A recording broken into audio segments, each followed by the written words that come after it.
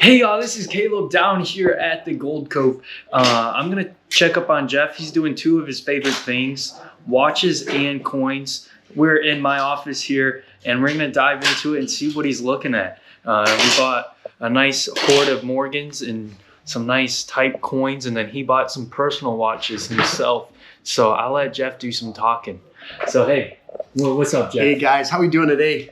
Yeah, I'm over here pricing the coins out that we purchased throughout last week. That's how behind we are over here, guys. The amount of bullion we're going through, the amount of just sheer weight of silver and gold is pretty insane. So like this kind of stuff, we usually get it, we buy it that day and have it priced out in the showcase. This has been sitting in the safe for maybe 5-6 days, which is really wild for us.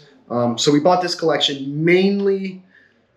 What's here is VAM Morgan dollars, which are a little bit of a tougher sale, but this guy, he's been dealing with us for a while and he likes us and we pay him pretty fair. What are VAM Morgan dollars, Jeff? Because I don't know myself. So a VAM Morgan dollar is a variety of a Morgan. So when Morgans were minted, they used, one year could have used 15 or 20 dies. So the different dies had tiny little imperfections or differences or details in them that made them a little bit different. So there's people that are so into collecting Morgans that they'll collect 20 of the same date, same coin essentially, but it's got one little fraction of this leaf might be bent a little bit this way, or there might be a die crack in the coin going along the side. So it's just little varieties in the Morgan dollar. Alrighty. What are these significant? What are these holders? So these are soapboxes, and these were almost looked upon as, they were not very collectible. Not too many people liked them, but now they're kind of making a turnaround in the market, and people are starting to specifically collect these. The ones that are extremely collectible are the A&A holders, or they call them the genie holders, and they have a gold genie on the back here, and that was like the first ever annex generation slab. So people like those more than these, but these still sell pretty well, and they're very interesting. And I personally like old holders, they say. Who is the first ever coin grader? Annex was the first company to put a coin in a slab. Okay.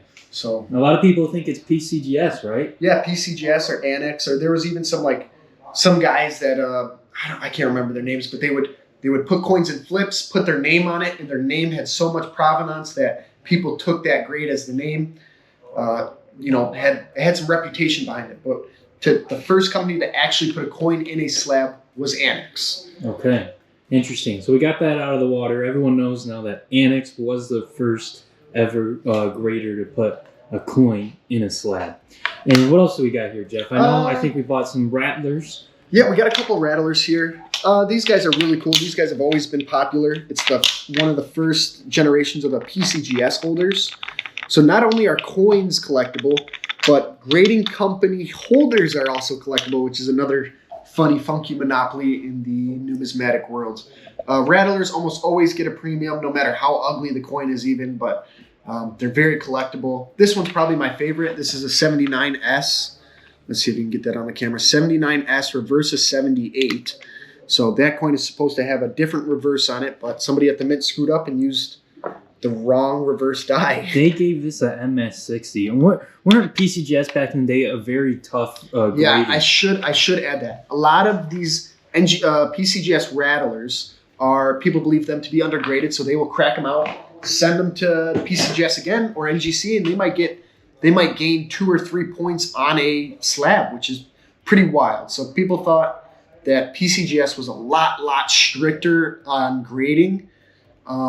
This is probably I think 89 to 94, 95, 96, somewhere on there. My numbers are way off on that, but they were a lot stricter on grading coins because so many nicer coins were out there back then that they were just super strict on what they had to look like for the grade. And the first ever slabbed PCGS, it's a Rattler, but it's a white label. That's what they call it, correct? Actually, they have a Regency holder, and it's about yay big, and it's a green holder, and I think there was only about 15 to 25 coins in the Regency holders. That was like the first generation. That was like the pre-run.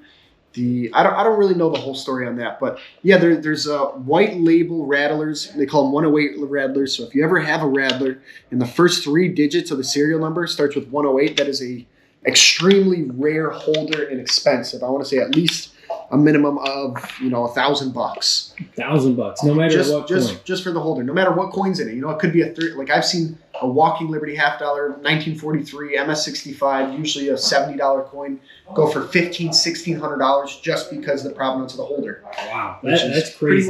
There's collectors for everything nowadays. Oh yeah, most definitely. What else did we buy? I know we bought some buffalo nickels. So yeah, we got some actually really nice. I'm not really a buffalo nickel guy, but the buffalo nickels we got, I am pretty excited. Especially that one. That one's a blazing luster, really pretty. We got some key date ones. Yeah, these are buffalo nickels. Yeah, some really nice buffalo nickels actually. Now that I'm really looking at them, like these type 1s, they're not rare at all, not super expensive. But why do they call it a type 1 and a type 2?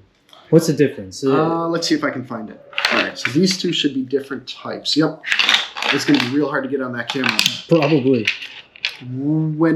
So the type 2 has a raised, they call it, I believe they call it raised ground, but there's a difference of the line is completely flat going across the coin, where this one, it starts right here and works its way down. More like of a hill. Yeah, more of a hill. And then this here's more of a flat line at the bottom. Yep. Okay.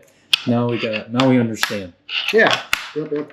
The buffaloes were cool, but some absolutely blazing Morgan dollars in here. I mean, there's some real gems in here. Oh my gosh, look at this one. This one's got some proof-like feature to it. It's gorgeous. Yes, it's really nice Morgans. 65. VAMs. What's the highest grade you can find on a Morgan? Highest grade you can realistically find locally at your local coin shop would probably be an MS67. Now, if you go online, you can get an MS68, and I think there is a handful graded at MS69, which is extremely, extremely rare and expensive.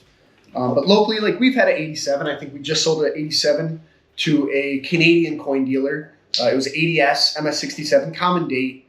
But even Caleb, I remember Caleb purchasing an 1882S MS68 NGC with a star on it, and he did extremely well on it, just for the sheer rarity of the grade. Right.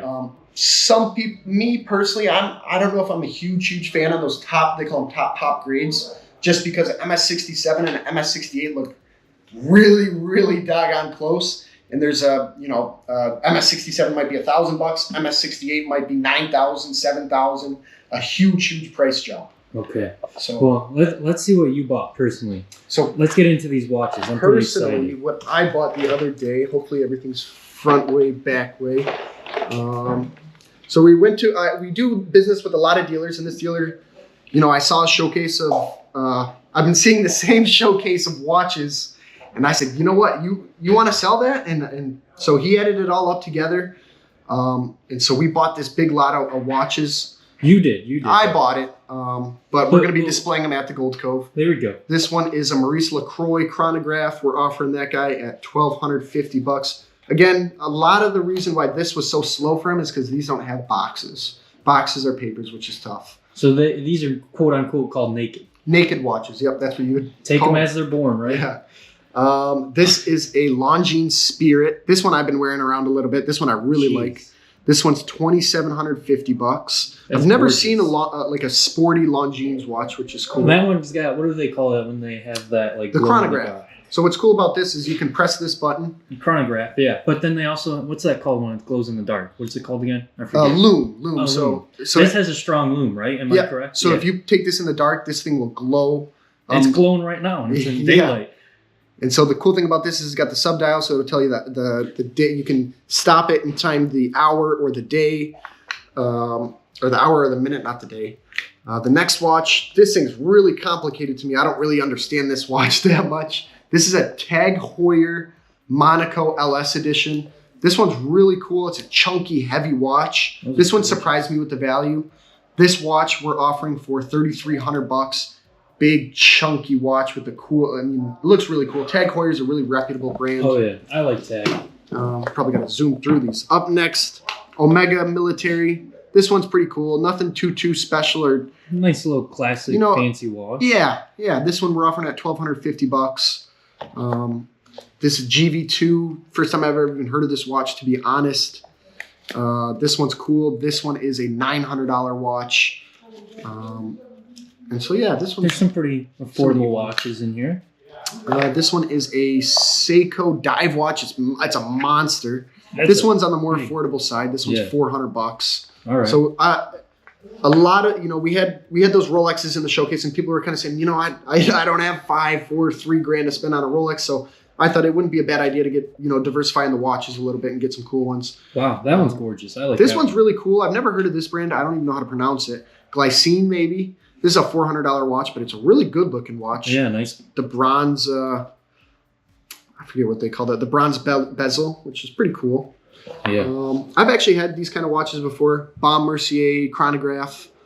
These are really cool. I think this guy is $1,100. Another, cool, nice looking watch that's semi-affordable. Seiko Quartz, that's another monster. This guy's another $400 as well. That's cool. What kind of strap is this? I've never seen. This is actually wild. Now that you point that out, this is like really textured alligator strap. I've never seen anything like this. I don't know if it matches the watch, or I love it with the watch, or I would even wear this, but it's really out there. Yeah, that's interesting. It's different. Up next, Omegas. We actually do really good on Omegas just because they're affordable. This guy is $1,400. Nice gold two-tone Omega. Is that 14 or 18? I'm not sure if this one is even gold, to be honest. Okay, there you go. Nice two-tone. Nice two-tone. If it is gold, I will let you guys know. Got to do a little bit more research on this guy. Like I said, we just got these in yesterday. Up next, a nice classy dress watch. This is the kind of watch that Caleb would wear. This is a Baume Mercier. Oh, yeah. I like my dress watches. Yeah, this one's really cool on a leather strap. Yeah, nice, neat watch. This one is $1,150. This one looks pretty cool. This one, I've had Sterling Sterling, I don't even know how to pronounce, but I've had probably 50, 60 watches like this, of this brand, and they are usually about 40, 50, $100. This one is the thing that's so special about this is it's a tourbillon. So just to make that is extremely expensive. If this watch ever breaks, it's probably about $500, $600 to fix.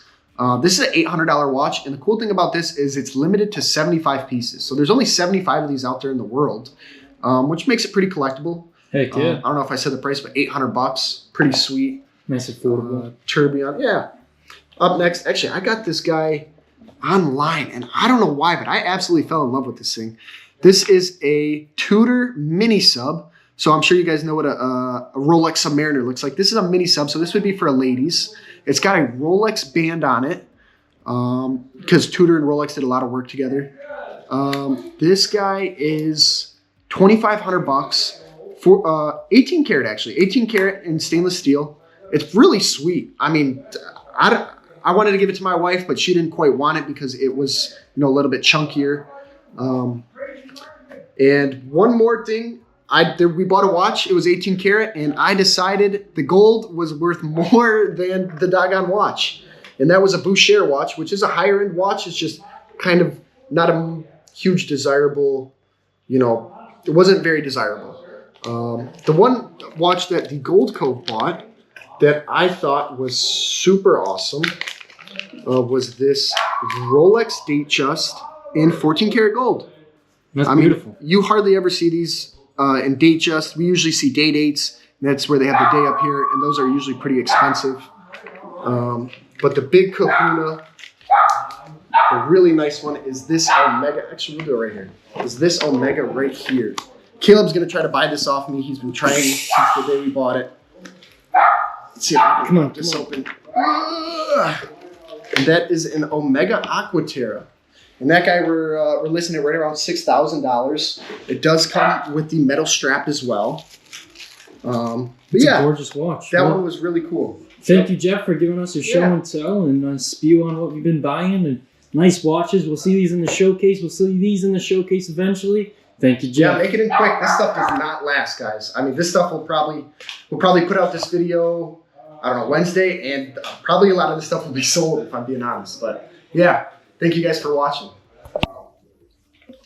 So how long have you been buying silver for? I started in 2015. Okay. And What was the price then? $17.50. There you go. The first is $100. Okay. So You've been a consistent buyer since then? yeah, off and on. Okay. The last batch I bought was, I think, last year. Nice. It was $29.50. I got a batch of 30.